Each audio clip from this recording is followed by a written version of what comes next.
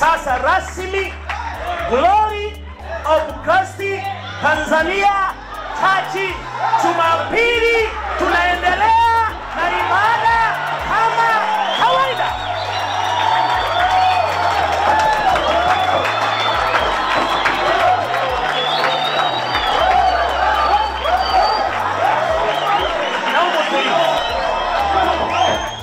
Kwa maana ya mwakilishi wa serikali kwamba wao hawaitambui barua ile ambayo imesababisha yote haya. Angeitambua angejibu, kwa kuwa hajatambua ndio maana hajajibu. Sasa kwa kanisa kupitia barua ile ambayo imekanwa, imekataliwa, itambuliki, haijasainiwa na msajili wa vyama vya kiraia na haina jina la kanisa letu, hiyo ndio barua ambayo imeleta yote haya. Sasa kwa sababu ya barua hiyo, naomba nianzie nyuma kidogo. Wala ambao hamkuelewa basi muelewe kidogo, kwa sababu jambo limetokea siku ya Jumatatu usiku saa 5:15 katika mazingira ambayo wala hatukuwa kwenye ibada ya jioni, ilikuwa tu ni mkesha. Wala alikutokea ibada ya Jumapili ambao waumini wengi wanakuwepo makanisani. Kwa nafasi ya kupeana taarifa ilikuwa haipo kabisa. Kama ni taarifa tuliyoipata basi ni ile ya kuvamiwa. Lakini kwa nini tumevamiwa? Na watu wengi hawakuwa nayo hayo. Ukweli ni kwamba sisi tuliona barua hiyo mtandaoni ambayo tuliulizwa, ni ya kwenu? Mmepewa barua? Ilikuwa tarehe 2 mwezi wa 6. Na hiyo barua ya mtandaoni si tukawa taharuki. Kwa wale ambao wana simu angalau za smartphone waliona. Wengine wa simu ndogo hata hawakuona kabisa, wasikia tu kanisa limejaa tepe mbalimbali. Sasa muda wa kuelezea hatukuwa nao.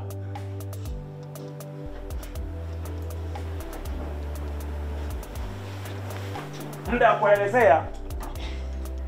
wa kuelezea hatukuwa nao.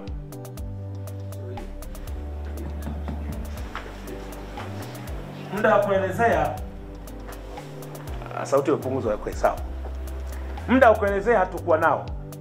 Sasa kwa sababu hiyo naomba nielezee kidogo kwamba siku hiyo ibada ya Jumapili ikatangazwa kwamba tutakuwa na maombi ya kufunga kwa muda wa siku 7. Yaani kuanzia Jumatatu na kuendelea. Sasa tumeanza maombi ya mfungo siku ya kwanza na kuendelea na mkesha. Ghafla kanisa likazingiwa na magari ya polisi na polisi. Hatujakaa sasa tukasikia mabomu yanapigwa na risasi za moto. Hatujakaa sasa watu wamekamatwa. Hatujakaa sasa wameshapigwa na utepe. Kwa hiyo wale waliokuwa kwenye mkesha walikamatwa. Walikamatwa watu 98. Wakapelekwa kituo cha polisi Oyster Bay. Taharuki ikawa ni kubwa sasa, kanisani kuna utepe. Waumini waliokuwepo wamekamatwa. Ikaanzia Dar es Salaam ambayo ni makao makuu ya kanisa letu, ikasambaa mikoani kwingine kote kabla ya Jumapili. Kwa nafasi ya wachungaji wetu kuelezea uminoni imetokea ikawa haipo. Na sisi tunaheshimu sana serikali yetu, tukasema tuiachie serikali inajua inachofanya. Sasa taharuki imeendelea kuwepo mpaka Jumapili mpaka leo. Katika mazingira hayo, waumini wetu wamepata tabu sana kuwaza jambo hili limetendwa na serikali au la. Sasa kwa mjibu wa taarifa ya wakili Kibatala, namna alivyofanya mchakato, kanisa lilivyochukua hatua ya kumwomba asimamie mambo yake kisheria, akamwandikia barua waziri kama matakwa ya hiyo barua ya mtandao inavyotaka kwamba uandike kwa waziri rufaa ndani ya siku 21. Akaandika barua hiyo, lakini akasema waziri sheria haimbani ajibu lini. Akachukua hatua nyingine kwenda mahakamani. Siku ya Alhamisi kesi ikasikilizwa kwa maana ya maombi yetu kwamba kanisa lifunguliwe, shughuli zingine ziendelee. Na mawakili wa serikali wakaweka pingamizi. Ijumaa ikasikilizwa, yale maombi ya upande wa serikali yakatupiliwa mbali. Uamuzi ulikuwa siku ya Jumanne, na wenyewe kwa sababu waziri alijibu barua yake, serikali wakasema kwamba tusubiri kwanza hii barua ya waziri inasema nini. Uamuzi ukapangwa leo, na leo kama alivyoeleza wakili yaliyotokea na mpango ambao uko mbele wa tarehe 8. Sasa kama kanisa, katika mazingira haya ambayo tumeyapata, tuna mambo machache. Jambo la kwanza, sasa kupitia serikali, kwa maana kupitia waziri, tumepata uhakika kwamba kanisa letu halijafungwa.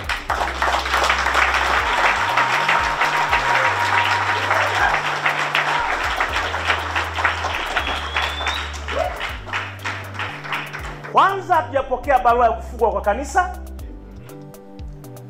lakini hata ambayo hatujapokea yenyewe hiyo ya mtandaoni, tulivyoandika rufaa sasa na barua yenyewe hiyo, waziri amekana kwamba hiyo barua si halali kwa sababu haijasajiliwa na msajili wa makanisa.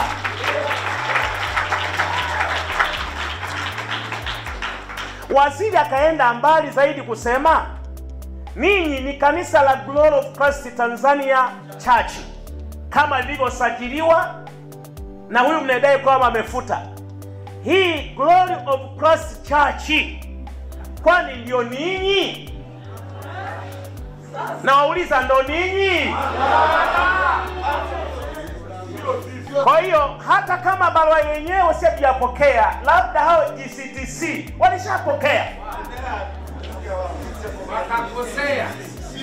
Sasa wakachanganya kati ya GCC na GCTC, wakakimbia kwa GCTC wakaacha GCC.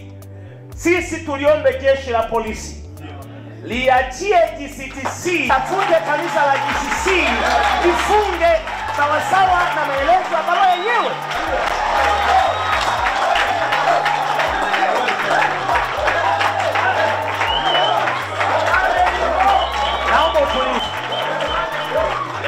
Naomba utulivu. Kwa sababu hata si tungeshangaa kwa mfunguliwa katika mazingira hayo. Utaratibu unajulikana. Ili kanisa lifungwe, hii ni taasisi ya watu. Watu wanafunga ndoa, wanabariki watoto. Kuna ubatizo. Unakataje, unafungaje kanisa ghafla hivyo kama unaofunga kitu ambacho hakihusiana na watu wengi zaidi?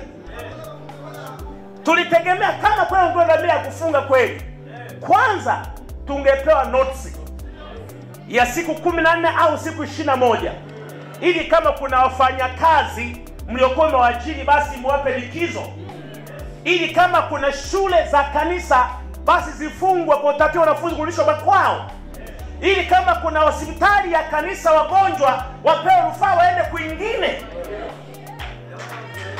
ili kama kuna waumini wa kanisa hilo basi watangaziwe wapate huduma za kiroho kupitia huduma zingine, ili kama kuna ndoa ama zisogezwe karibu ndani ya nusu fungu haraka, ama wasimamishwe, wasilipie kumbi, wasitoe mwaliko kwa watu wengine. Tungeshangaa sana. Lakini cha pili, tuna utaratibu mzuri sana wa kisheria ambapo kila mtu anayekosea lazima aitwe asikilizwe kwanza. Umekosea bwana hiki, hebu jitetee. Kama tujafunga kanisa, jitetee. Kwa nini tusifunge kanisa lako? Jitetee. Nafasi ya kujitetea hatujapewa. Kwa hiyo tuna confirm wazi kwamba kanisa letu halijafungwa. Labda hao GCTC Walishapewa nafasi ya kusikilizwa, walishapewa na notice, wakakaidi. Ila polisi kwenye kuchanganya majina hapa, badala kuwa GCC kule, wakaenda GCTC. Kwa hiyo haya mambo kuchanganya, ndugu zangu, yapo. Yapo. Majina mfanafana yapo. Kwa tuwatoe wasiwasi wa waumini wetu. Kanisa letu halijafungwa.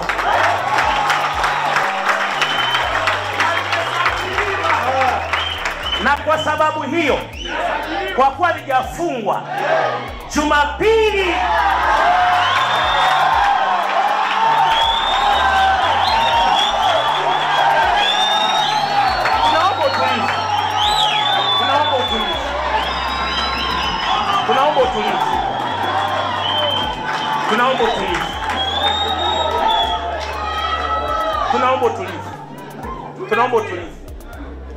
Tunaomba utulivu.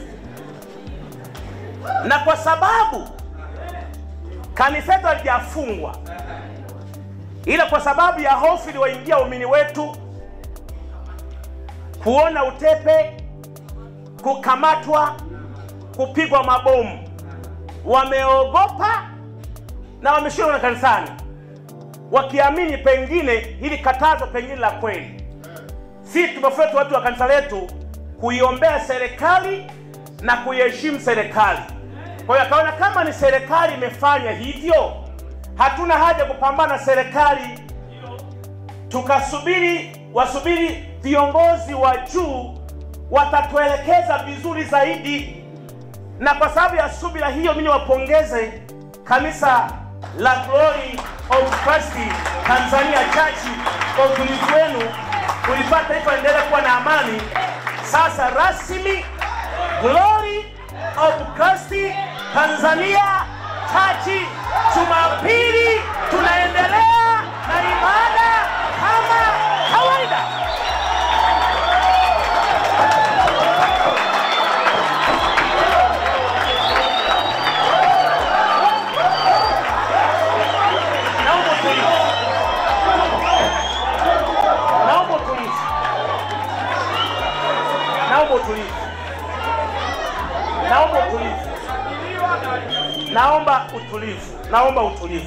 Naomba utulivu ndugu zangu. Naomba utulivu. Haya yote ambayo yameleta sintofahamu kubwa na hata kudhaniwa pengine la kwetu limefungwa, ni kwa sababu ya plesi ya Askofu Gwajima. Yanadhaniwa hivyo. Na mimi hata nitoe wasiwasi hiyo, kwa sababu wasihusishe plesi ya Askofu Gwajima na kanisa letu.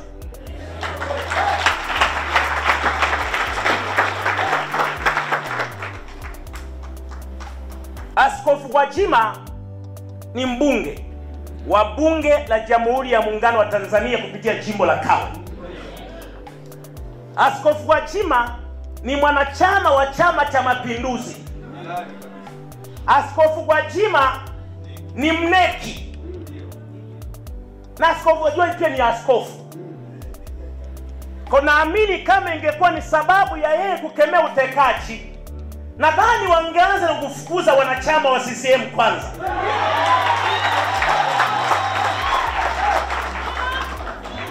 Pengine kwa sababu wanachama huo angepoteza sifa za kuwa mneki, angekosa sifa za kuwa mbunge. Nadhani wangeanza hapo.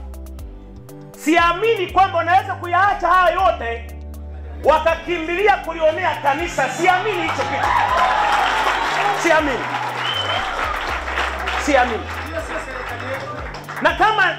Na kama inaweza kuwa ni kweli, je, akosee padri mmoja au katekista mmoja kule na Mtumbo Ruvuma, kakosea kwenye matamshi yake, hata kama ni ndani ya kigango au ndani ya jumuiya, kakosea kwa matamshi yake, je, wataifunga Katoliki nzima nzima?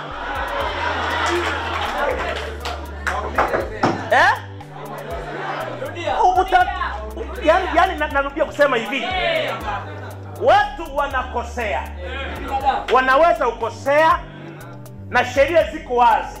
Kakosea askofu, kakosea mtume, kakosea raia, kakosea muumini, sheria ziko wazi za namna kumchukulia mtu sawasawa na makosa yake. Anashtakiwa yeye, sio kwa niaba ya jumuiya ambayo anaimo ndani ya jumuiya hiyo. Sasa akikosea katekista mmoja wa kigango cha Itilima kakosea, akikosea huyo katekista wa Katoliki wa kigango cha Itilima, wataifuta Katoliki nchi nzima, wasiendelee na ibada, watapiga utepe nchi nzima.